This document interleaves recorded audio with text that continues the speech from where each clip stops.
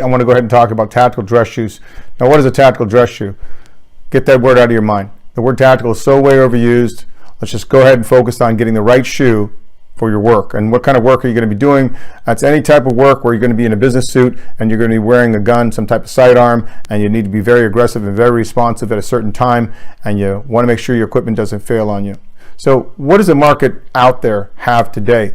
You're usually going to see something like this, which is a very nice dress shoe, but it's so dressy that it's probably not going to be as responsive as you need when you're running and gunning. So this is the traditional loafer. It's got some type of upper that you could put on. It's leather, but I would recommend first going with something with shoestrings, and I wouldn't go with this really rigid heel and this really rigid outsole. So I would look at a non-slip-on first. Second thing I would look at is a shoe that's going to really be responsive when you're out there with icy or snowy conditions. Changing a tire in a business suit and the wrong kind of shoes just really sucks, right? So you're in a parking lot, there's oil, and you're wrestling a person away from your client, or you get some type of scree or loose soil that you've got to walk over. Any type of drink covered dance floor, again, as I've said, these are just terrible conditions to be in your suit. So let's go ahead and try to find something that's really good for you. So stand by and we're going to get into it. Okay, so what are you looking for in your dress shoe? What you're looking for is a shoe that's going to mirror basically the features of running shoe. You want it to be very responsive, right? You want to be able to pivot, and you want to be able to push off, and you want to be able to run.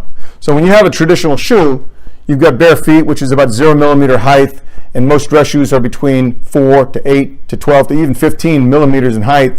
That's the back heel. But you want something that has less of a differential between the forefoot and the heel. This is what they would call a zero drop.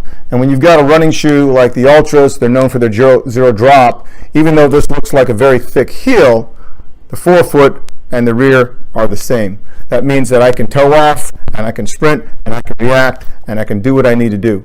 So you want to find a shoe with a low profile, right, and a wide profile, more rubber to the road. It's going to be pretty much low-heeled, and you're looking for something which has a softer outsole. So when you're looking at your traditional shoe like this loafer, it's got a very rigid heel and a very rigid outsole.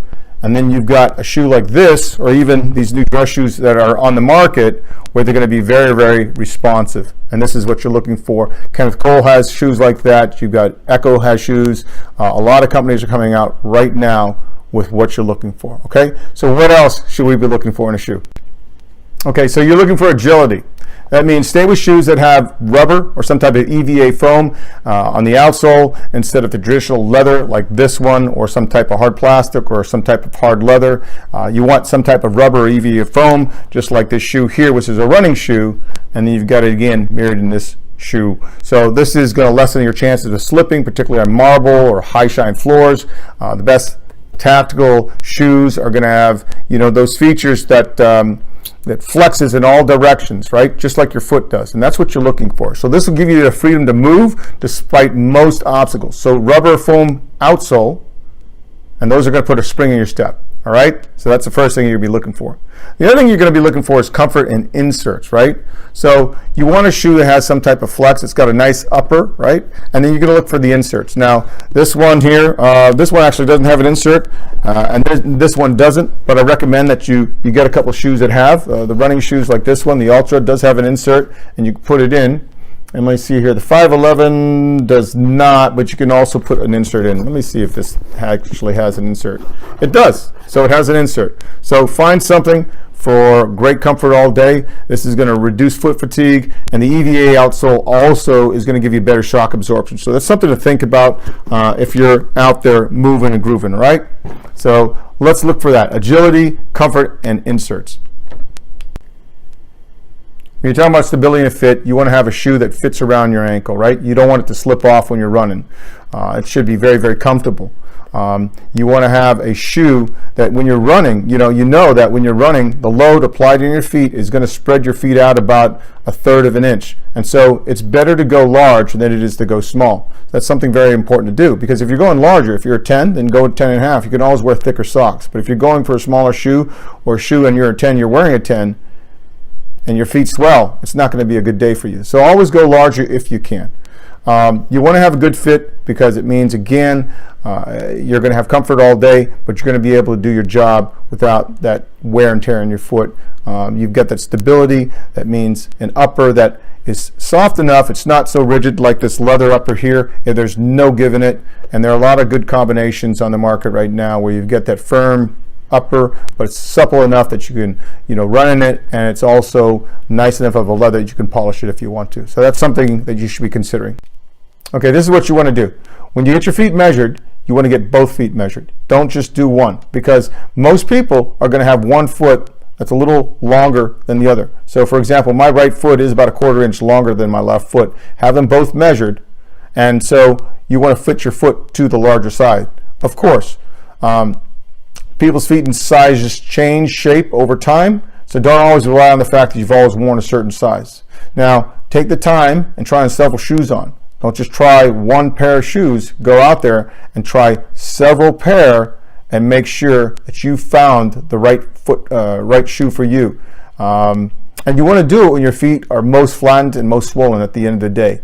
So try on shoes with the type of sock that you're going to be wearing for that activity. If you wear, thick athletic socks in your dress shoes, use those. But don't buy shoes and you're using these thin, synthetic socks on, right?